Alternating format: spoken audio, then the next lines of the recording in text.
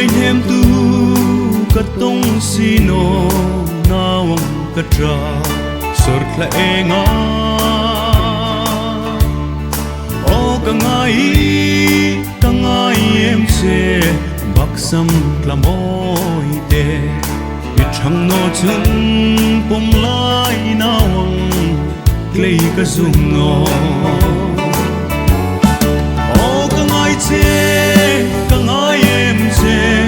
sui lung dum tu o lal mo ka ngai em se i thang no chung pi lei nun hi ring ka zum no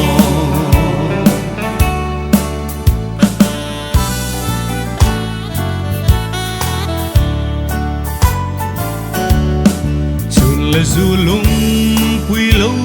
run ri kei ka lengna ayang kasam du thu ring ten loi the pui le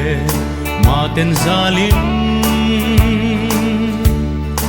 o anai ka don ngam no baksam klamoi te sui lung ru ka leng dang pom zai reng reng chu o ka ngai che ka ngai em che sui lung dung tu o lal mo ka ngai em che i thang no chung pi lei nun hi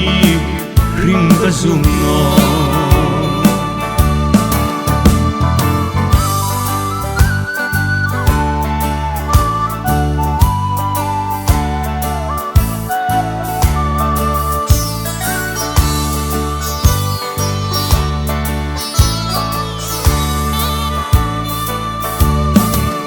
le zulung pui lo run ri kei ka lengna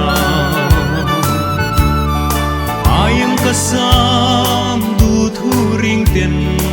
loi the pui le ma ten zalin o anai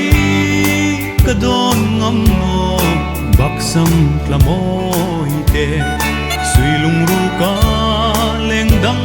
pom zai reng reng chu